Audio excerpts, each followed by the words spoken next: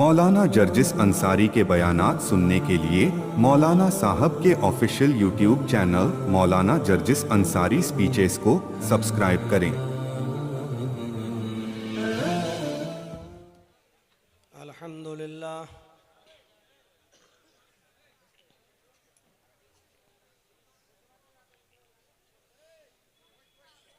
अल्हम्दुलिल्लाहि नहमदुहु व नस्तईनुहु व नस्तगफिरुह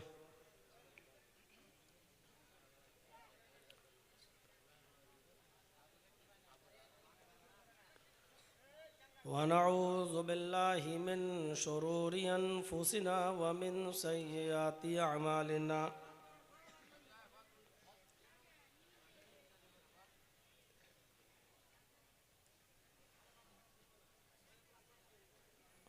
मन यहदिहिल्लाहु फला मुज़िल्ल लहु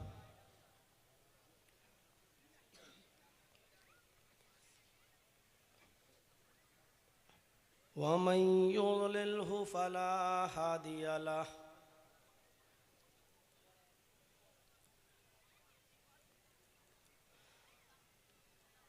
व अशहदु अल्ला इलाहा इल्लल्लाहु वहदहु ला शरीका लहु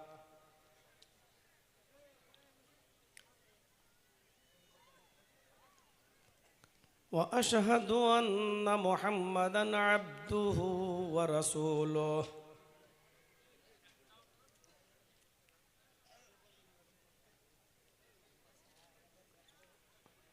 अम्मा बाद फ़इन्न खैरल हदीस किताबुल्लाह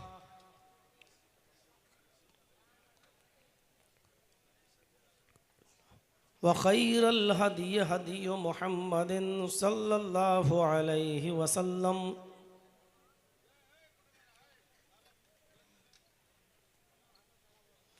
व शर्रिल उमूरि मुहदसातुहा व कुल्लु मुहदसतिन बिदअह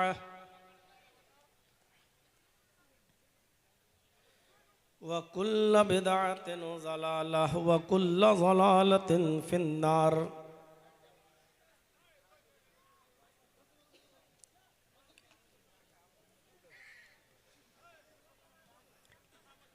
अऊज़ु बिल्लाहि मिनश शैतानिर रजीम।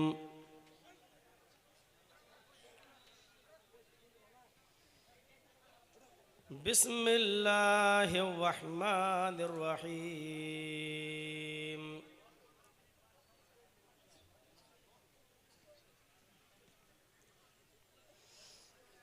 वला तहिनु वला तहज़नु व अंतुमुल अअलौना इन कुंतुम मुअमिनीन।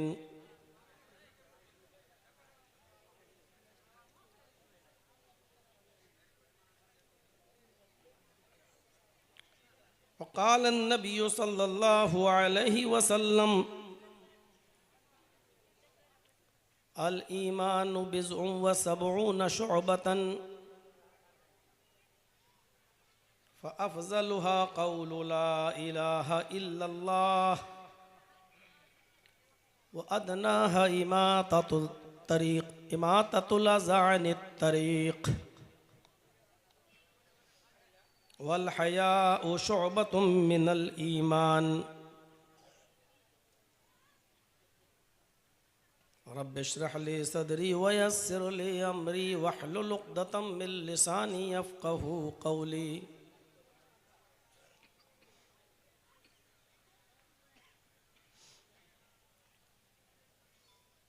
अज़ीमुश्शान इजलास के सदर मोहतरम फ़ज़ीलतुश शेख अब्दुल जलील अल मदनी हफ़िज़हुल्लाह, स्टेज पर बैठे हुए दीगर मुअक्कर उलमाए किराम,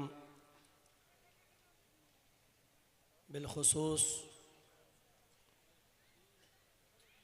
बार बार हमसे रब्ता करने वाले और मोबाइल के ज़रिए इस प्रोग्राम की तारीख़ का तयन करने वाले हमारे मोहतरम दोस्त जनाब रज़ीउल करीम साहब, जिन्होंने कई महीने पहले से रब्ता किया और उस वक्त तक रब्ता करते रहे जब तक कि डेट फिक्स नहीं हो गई। अल्लाह ताला उनको जज़ाए खैर अता फ़रमाए। इनसे पहले इस इलाक़े का प्रोग्राम इनके वालिद मोहतरम लिया करते थे, हाजी सुल्तान साहब, जो मुझे भी अपना एक बेटे की तरह माना करते थे और अपनी शफ़क़त, प्यार और मोहब्बत का इजहार किया करते थे। आज वो हमारे दरमियान नहीं हैं। अल्लाह रब्बुल आलमीन उनको गरीक़ रहमत फ़रमाए, उनकी कब्र को नूर से भर दे, आला इल्लीन के अंदर जगह अता फ़रमाए। पहले वो हमसे टाइम लिया करते थे और अब उनके बेटे रब्ता करते हैं। काफ़ी अरसे के बाद आपके रूबरू हाज़िर हुआ हूँ और रात के तकरीबन 12 बजे मेरा टाइम बताया गया था और 12 बजे तक आप लोग दिल जमाई के साथ दूसरे उलमा को सुनते रहे।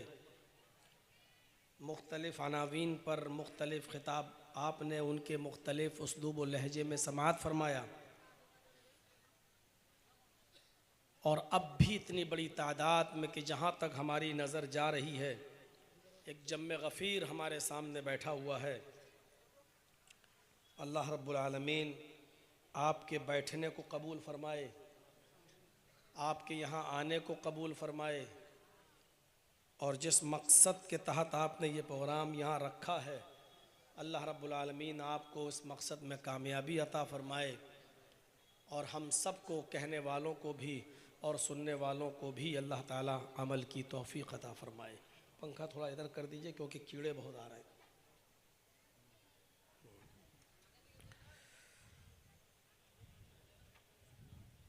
ईमान बड़ी नेमत है।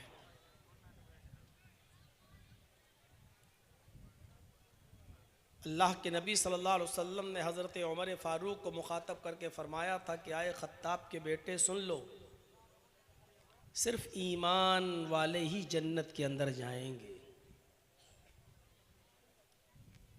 हमको ईमान समझना चाहिए कि ईमान कहते किसे हैं। बहुत मामूली सा ये जुमला है ईमान, लेकिन ईमान की असल क्या है, उसकी हकीकत क्या है और कहते किसे है। ईमान की लज्जत, ईमान की चाशनी जिस शख्स को मिल जाए तो कभी वो ईमान को छोड़ता नहीं। हम लोग बस एक मुहावरा बोलते हैं, तू बड़ा बेईमान है, यानी तेरे अंदर ईमान नहीं है। हमने बस बेईमान उसको समझ रखा है जिसके अंदर घोटाला करना, माल दिया हो उसको हड़प कर लेना, नाजायज तरीके से खा जाना, इसी को हम ये समझते हैं कि ये बड़ा बेईमान शख्स है, देखो उसने फलां आदमी की बेईमानी कर ली है। ईमान का एक हिस्से से ये शख्स महरूम है, ये तो कहा जा सकता है, लेकिन इसी को पूरा ईमान और ऐसा न करने को पूरी तरीके से बेईमानी कह दिया जाए, ये चीज गलत है। अल्लाह रब्बुल आलमीन ने कुरान में फरमाया कि मुसलमानों तुम गम न करो, तुम मायूस मत हो, तुम परेशान मत हो, तुम उदास मत हो, तुम ही गालिब रहोगे, तुम ही सर बुलंद रहोगे। हम तुम ही को इज्जत देंगे, तुम ही को बुलंदी अता फरमाएंगे, सरदारी देंगे, आला मकाम अता फरमाएंगे, लेकिन मेरी एक शर्त है इन कुंतुम मुमिनीन, अगर तुम मोमिन हो तो, अगर ईमान है आपके अंदर तो। इससे पता चल सकता है हमें और आपको कि ईमान की हैसियत क्या है। आज पूरे हिंदुस्तान के अंदर भारतीय कानून के मुताबिक और गृह मंत्रालय की रिपोर्ट के मुताबिक 20 करोड़ मुसलमान है। तो उनके यहां जो वोटर लिस्ट वगैरह में नाम है उस एतबार से 20 करोड़ माना जा सकता है, लेकिन 30 करोड़ 35 करोड़ भी कहा जाता है जिन लोगों के नाम वोटर लिस्ट वगैरह में नहीं, अगर उनको भी शामिल कर लिया जाए तो ये तादाद 30 करोड़ कम से कम 25 करोड़ से तो कम है ही नहीं। लेकिन अल्लाह कह रहा है कि हम तुम्ही को बुलंदी देंगे, तुम्ही को सरदारी देंगे, तुम्ही को आला मकाम देंगे, तुम्ही को हुकूमत देंगे। इन कुंतुम मोमिनीन, अगर तुम मोमिन हो तो। आज हमारे पास हुकूमत नहीं है, आज हमारे पास सरदारी नहीं है, आज हमारे पास इज्जत नहीं है। आज सबसे ज्यादा जलील हम हैं, सबसे ज्यादा रुस्वा हम हैं, सबसे ज्यादा परेशान हाल हम हैं। तो इसका मतलब यह है कि हमारे अंदर ईमान नहीं है, वरना सारी कायनात झूठी हो सकती है, अल्लाह का फरमान झूठा नहीं हो सकता। अल्लाह कह रहा हम इज्जत तुम्हें देंगे, सर बुलंदी तुम्हें देंगे, इन कुंतुम मुमिनीन। शर्त यह है कि पहले तुम अपने अंदर ईमान पैदा कर लो। आज हमारे अंदर ईमान नहीं है, अगर ईमान हमारे अंदर होता तो आज हमारी ये हालत नहीं होती जिस हालत से हम और आप गुजर रहे हैं।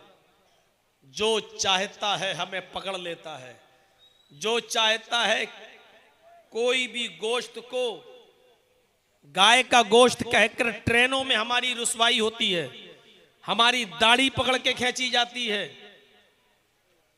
हमारे बुजुर्गों को भी नहीं छोड़ा जाता है। जहां मर्जी आई वहां पकड़ के बांध के मारा जाता है, पीटा जाता है, हमारी लिंचिंग की जाती है। आज हमारी कोई इज्जत नहीं है, कोई वैल्यू नहीं रही। इसका भी मुंह उधर है, उसका भी मुंह उधर है, पता ही नहीं चल रहा। एक तो इधर करो। असल में ये कीड़ा नहीं आता तो कोई बात नहीं, इतना है 2 तो खा चुका हूं मैं अब तक। अब कम से कम एक पंखे का रुख इधर होना चाहिए, ठीक है। देखिए हमारी ये हालत आज कर दी गई है, और पूरी आलमी सतह पर देख लीजिए आज हमारा क्या हाल है। फिलिस्तीन के अंदर हमारा क्या हाल है, लबनान में हमारा क्या हाल है, सीरिया में हमारा क्या हाल है, ईरान में हमारा क्या हाल है, उर्दून और अलजायर में हमारा क्या हाल है, मराकश में हमारा क्या हाल है। पूरी आलमी सतह पर भी देखा जाए तो मुसलमान कहीं पर भी इज्जत के साथ नहीं है। ज़ुरिबत अलैहिमुज़्ज़िल्लतु वल मस्कना, कायनात के किसी भी दौर में आज तक मुसलमान इतना जलील और इतना रुस्वा कभी नहीं देखा गया जो इस दौर में देखा जा रहा है। वला तहिनु वला तहज़नु व अंतुमुल अलौना इन कुंतुम मुमिनीन, मोमिनो तुम गम न करो, मोमिनो तुम मायूस मत हो जाओ, मोमिनो तुम परेशान मत हो। हम तुम्ही को बुलंदी देंगे, वान तुमुल्लाउन, तुम ही आला रहोगे, तुम ही सर बुलंद रहोगे, तुम ही मालिक रहोगे। हम तुम्हें हुकूमत से नवाजेंगे, हम तुम्हें इज्जत देंगे, हम तुम्हें कामयाबी अता फरमाएंगे। इन कुंतुम मोमिनीन, पहले तुम मोमिन तो हो जाओ। ईमान बहुत वसी मौजू है। स्टेज के पास ही आप लोग बोलेंगे तो कैसे जहन बनेगा। अब सुनिए मेरे भाइयों, एक हदीस जो मैं आपको सुनाने जा रहा हूं। ईमान बहुत वसी चीज है, लेकिन आज सिर्फ 3 चीजें हम आपके सामने रखेंगे बस। अल्लाह के नबी सल्लल्लाहु अलैहि वसल्लम ने फरमाया, अल ईमान बिज़्उन व सबऊन शुअबतन, ईमान की 70 से ज्यादा शाखाएं हैं, ब्रांचेस। 70 से ज्यादा ब्रांच है, 70 से ज्यादा शाखाएं हैं। 3 ब्रांच को, 3 शाखाओं को अल्लाह ने बयान किया है इस हदीस के अंदर। अल्लाह के नबी ने फरमाया ईमान की 70 से ज्यादा शाखाएं हैं। 70 से मुराद कसरत, 70 से मुराद ये नहीं है कि 70 ही है। 70 का लफ्ज अरबी में ज्यादती के लिए बोला जाता है, ज्यादती के लिए। जैसे ये कहा जाता है कि लोगों इस्तिग़फ़ार करो, अल्लाह के नबी ने फरमाया इस्तग़फ़िरू रब्बकुम व इन्नी ला अस्तग़फ़िरुल्लाह फिल यौमि मियता मर्रा। लोगों अपने रब से तौबा करो, अपने रब से मग़फ़िरत मांगो। मुहम्मदुर रसूलुल्लाह यानी मैं भी एक दिन में 24 घंटे में रातों दिन में 100 से ज्यादा बार अल्लाह रब्बुल आलमीन से मग़फ़िरत तलब करता हूं। तो 100 मरतबा मग़फ़िरत तलब करता हूं का मतलब मैं भी बहुत ज्यादा अल्लाह रब्बुल आलमीन से मग़फ़िरत तलब करता हूं। कहते नहीं अभी मारेंगे 100 जूते, तो 100 जूते का मतलब ये नहीं होता गिनती के 100 जूते, यानी बहुत ज्यादा मारेंगे। अरे मैंने 50 बार तुमसे ये कहा, तो 50 बार कहने का मतलब ये नहीं कि 50 बार का मतलब ये है कि बहुत ज्यादा बार मैंने ये बात कही है, मैं तुम्हें 50 बार समझा चुका हूं ये काम मत करना। तो इसका ये मतलब नहीं है कि 50 बार हमने काउंट करके और गिनती करके हमने आपको समझाया, नहीं। 50 मरतबा समझाने का मतलब यह है कि बहुत ज्यादा बार मैं तुमको समझा कर थक चुका हूं, लेकिन तुम नहीं मानते। यही मतलब है। ईमान की 70 से ज्यादा शाखाएं हैं, मतलब यह कि ईमान की बहुत सी ब्रांचेज हैं, ईमान की बहुत सी शाखाएं हैं। सबसे अफजल बता दी, सबसे निचली बता दी, सबसे बेहतर क्या है वो बता दिया, और सबसे नीची कौन सी ब्रांच है ईमान की वो बता दी, और अलग से इन दोनों के बीच में एक ब्रांच है उसको जिक्र कर दिया। गौर कीजिए, अल्लाह के नबी फरमाते हैं ईमान की 70 से ज्यादा शाखाएं हैं। फअफ़ज़लुहा क़ौलु ला इलाहा इल्लल्लाह, सबसे अफजल शाख, सबसे अफजल ब्रांच ईमान की क्या है? ला इलाहा इल्लल्लाह कहना। क़ौलु ला इलाहा इल्लल्लाह, अपनी जबान से ला इलाहा इल्लल्लाह का इकरार करना, ला इलाहा इल्लल्लाह बोलना, ये सबसे अफजल शाख है। आप समझ रहे होंगे मौलाना साहब ये ला इलाहा इल्लल्लाह में कौन सी ऐसी चीज है, अभी सुनते जाइए। सबसे अफजल शाख क्या है? ला इलाहा इल्लल्लाह। वो अदनाहा, और सबसे निचली ब्रांच, सबसे घटिया, सबसे नीचे दर्जे का ईमान की शाख, सबसे कमतर दर्जे की ईमान की शाख इमाततुल अज़ानित तरीक, रास्ते में अगर कोई नुकसान देने वाली, तकलीफ देने वाली चीज पड़ी हुई है तो उस चीज को रास्ते से हटा देना, ये भी ईमान का एक हिस्सा है। रास्ते में केले का छिलका पड़ा है, हटा दो। रास्ते में कांटा पड़ा है, हटा दो। रास्ते में पत्थर पड़ा है, हटा दो। रास्ते में कोई गलाजत और गंदगी पड़ी हुई है, हटा दो। कोई बूढ़ा आदमी केले के छिलके पर पैर रखकर फिसल सकता है, कोई बच्चा पत्थर से ठोकर खा के गिर सकता है, किसी का भी पैर गंदगी पर पड़कर फिसलकर गंदगी उसके कपड़ों को लग सकती है। रास्ते में जो भी तकलीफ देने वाली चीज हो, चाहे उस रास्ते से हिंदू गुजरे, मुस्लिम गुजरे, ईसाई गुजरे, यहूदी गुजरे, कम्युनिस्ट गुजरे, बुद्धिस्ट गुजरे, सिख गुजरे, कोई भी गुजरे, अगर वो रास्ते से गुजर रहा है और राहगीरों के गुजरने की वो जगह है और वहां पर तकलीफ देने वाली कोई चीज पड़ी हुई है तो उस चीज को रास्ते से हटा देना भी ईमान का हिस्सा है। अफजल बता दिया, सबसे कमतर बता दिया, अब एक और बीच में बता दिया। लास्ट में अल्लाह के नबी सल्लल्लाहु अलैहि वसल्लम ने फरमाया वल हयाउ शुअबतुम मिनल ईमान, हया शर्म ये भी ईमान की एक शाख है। आइए जरा जायजा लेंगे हम ला इलाहा इल्लल्लाह का माना और मतलब क्या है। हमने इसको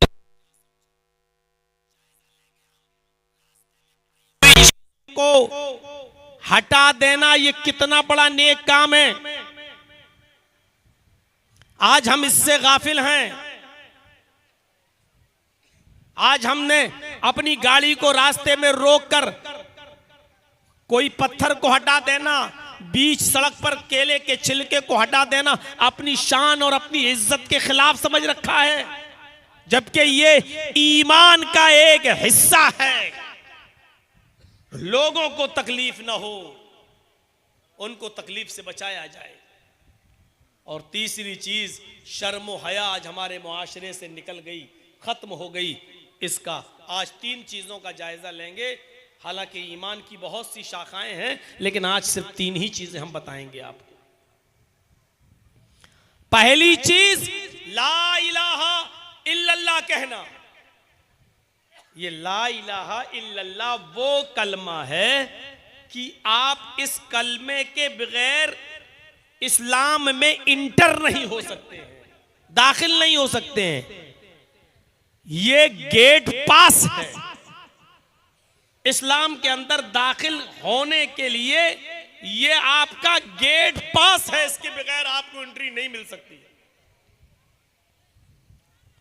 और जब आपने ये कलमा पढ़ लिया तो सोच समझ कर पढ़ो। ये छोटा सा जुमला कोई मामूली जुमला नहीं। अरब के काफिर अच्छी तरह जानते थे ला इलाहा इल्लल्लाह पढ़ने के मतलब क्या है, इसीलिए वो जल्दी से ला इलाहा इल्लल्लाह नहीं पढ़ा करते थे। वो जानते थे कि ला इलाहा इल्लल्लाह पढ़ने का माना यह है कि हमें अपने माबूदों को छोड़ना पड़ेगा, हम जिनके सामने सजदा करते हैं उन बुतों को तोड़ना पड़ेगा, हम जिन पर भरोसा करते हैं उसको छोड़ना पड़ेगा, हम जिस पर तवक्कुल करते हैं उसको तर्क करना पड़ेगा। वो जानते हैं कि हम जिससे अपना मकसद हासिल करते हैं उसको छोड़ना पड़ेगा। वो जानते हैं कि हम जिसको अपनी मदद के लिए मौजूद और हाजिर और नाजिर समझते हैं उसको हमें तर्क करना पड़ेगा। वो जानते थे ला इलाहा इल्लल्लाह कहने के बाद हमें कितनी चीजों को तर्क करना पड़ेगा, इसलिए अरब के काफिर जल्दी ला इलाहा इल्लल्लाह नहीं पढ़ा करते थे। आज हम पढ़ते हैं लेकिन मतलब नहीं समझते। ला इलाहा इल्लल्लाह पढ़ लिया, आप ईमान में दाखिल हो गए, इस्लाम में दाखिल हो गए। लेकिन मोमिन सिर्फ वही नहीं होता है जो मस्जिद में रहे तो मोमिन सिर्फ वही नहीं है। अजान की आवाज सुनी हय्या अलस सलाह हय्या अलल फलाह, मस्जिद में आ गया, वुजू बनाया और नमाज पढ़ने लगा। बस मस्जिद में है तो मोमिन है, और मस्जिद से निकला तो ईमान उसके अंदर से निकल गया। ये ईमान नहीं है।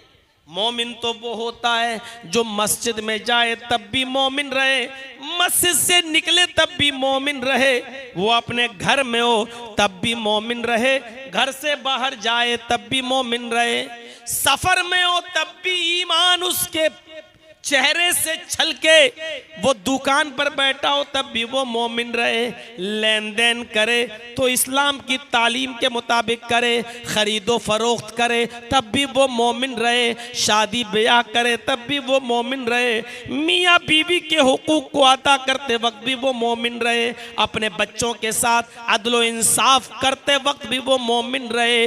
मोमिन उसे कहते हैं जो हर जगह मोमिन हो, सिर्फ मस्जिद में आना और नमाज पढ़ लेना और नमाज पढ़ के निकल जाना ये मोमिन नहीं। आप दुकान पर बैठे हैं, मौका अच्छा है, एक आदमी अनजान है, आपका 100 रुपए का सामान 1000 रुपए में भी खरीदने के लिए तैयार है, आपने देखा सीधा साधा है और आप उसको 100 रुपए का माल 1000 रुपए में बेच रहे हैं और कह रहे हैं कि ये भाई साहब 950 में तो मैंने खरीदा है, हम आपको 700 में कैसे दे दें। 100 रुपए का माल आप 1000 रुपए में उसको दे रहे हैं। आप इस वक्त भी मोमिन रहें, आपके अंदर इस वक्त भी ईमान होना चाहिए। उठते बैठते, लेटते सोते, जागते खाते पीते, चलते फिरते, शादी ब्याह, दुकान, सफर, हजर, आप जहां कहीं भी हैं आप मोमिन रहिए। यह है ला इलाहा इल्लल्लाह का माना। जब आपने ला इलाहा इल्लल्लाह पढ़ लिया तो इसका साफ मतलब ये हुआ कि आपने इस बात का इकरार कर लिया, ला इलाहा इल्लल्लाह, अल्लाह के अलावा कोई माबूद नहीं। यानी आपने इस बात का इकरार कर लिया, ला माबूदा इल्लल्लाह, अल्लाह के अलावा कोई माबूद नहीं। ला इलाहा इल्लल्लाह का मतलब है ला मसजूदा इल्लल्लाह, अल्लाह के अलावा कोई सजदा करने के लायक नहीं। ला इलाहा इल्लल्लाह का माना है ला मकसूदा इल्लल्लाह, अल्लाह के अलावा हमारा कोई मकसूद नहीं। ला इलाहा इल्लल्लाह का माना है ला मौजूदा इल्लल्लाह, हमारी हेल्प और मदद के लिए अल्लाह के अलावा कोई मौजूद नहीं। मेरे भाइयों, ला इलाहा इल्लल्लाह जिसने पढ़ा गोया कि उसने इकरार कर लिया अल्लाह ही हमारा माबूद, अल्लाह ही पर हमारा तवक्कुल, अल्लाह ही हमारा मसजूद, अल्लाह ही हमारा मददगार, अल्लाह ही हमारा हामी और नासिर, अल्लाह ही सब कुछ। उसने अपना सब कुछ अपने रब को मान लिया। मेरे भाइयों, यह है ला इलाहा इल्लल्लाह का माना। अफजलुहा कौलु ला इलाहा इल्लल्लाह, अफजल चीज है ला इलाहा इल्लल्लाह कहना। ये ईमान का पहला, अभी पहली चीज बतला रहा हूं आपको। इस ला इलाहा इल्लल्लाह कहने से, सुनिएगा, एक आदमी 70 साल गुनाह करते करते बूढ़ा हो गया, लेकिन अब उसको होश आया, बहुत गुनाह कर चुका, काफिर है वो। आया, साहब मैं काफिर हूं, 70 साल की जिंदगी कुफ्र में गुजर गई, अब एहसास है, लंग्स खराब हो चुके, टीबी की बीमारी हो चुकी, मरने वाला है, लेकिन मरने से पहले उसने ला इलाहा इल्लल्लाह पढ़ लिया, और ला इलाहा इल्लल्लाह पढ़ते ही उसका इंतकाल हो गया, वो मर गया। इस कलमे की बरकत से वो जन्नत के अंदर जाएगा। अब ला इलाहा इल्लल्लाह का पावर समझा? ला इलाहा इल्लल्लाह 80 साल के बूढ़े ने आज पढ़ा, और पढ़ते ही एक वक्त की नमाज भी नहीं पढ़ सका और उसका इंतकाल हो गया, एक भी रोजा नहीं रख सका, मर गया। इस ला इलाहा इल्लल्लाह की वजह से वो जन्नत में जाए। अल्लाह के नबी सल्लल्लाहु अलैहि वसल्लम एक छोटे से 12 साल के बच्चे की अयादत के लिए घर से निकले। पता चला यहूदी का एक बच्चा बीमार है जो मेरी खिदमत करता था। आप उस यहूदी के घर गए, दस्तक दी, उसके बाप ने दरवाजा खोला, अल्लाह के नबी से कहा अंदर आइए। अल्लाह के रसूल उस छोटे से बच्चे के पास बैठ गए। वो अल्लाह के नबी को देखने लगा और उसकी आखिरी सांसें निकल रही थी, ऐसे कर रहा था वो, आखिरी सांसें, और अल्लाह के नबी को देख रहा था। अल्लाह के रसूल ने उस बच्चे से कहा, यहूदी बच्चे से, कुल ला इलाहा इल्लल्लाह, आए यहूदी बच्चे ला इलाहा इल्लल्लाह कह दो। जानते हैं कि 12 साल की उम्र उसकी कैसी गुजरी है, लेकिन आप उसके पास बैठकर कह रहे हैं कुल ला इलाहा इल्लल्लाह। आए यहूदी बच्चे ला इलाहा इल्लल्लाह कह दो। उस बच्चे ने अपने बाप को देखा, यानी उसका दिल तो था ला इलाहा इल्लल्लाह कहने के लिए, लेकिन उसने अपने बाप की तरफ देखा। उसके बाप ने भी समझ लिया मेरा बेटा चाहता था, और मेरा बेटा जिंदगी में मोहम्मद रसूलुल्लाह की बड़ी तारीफ करता रहा, नबी की खिदमत करता था और आकर मुझे नबी के बारे में बताता था।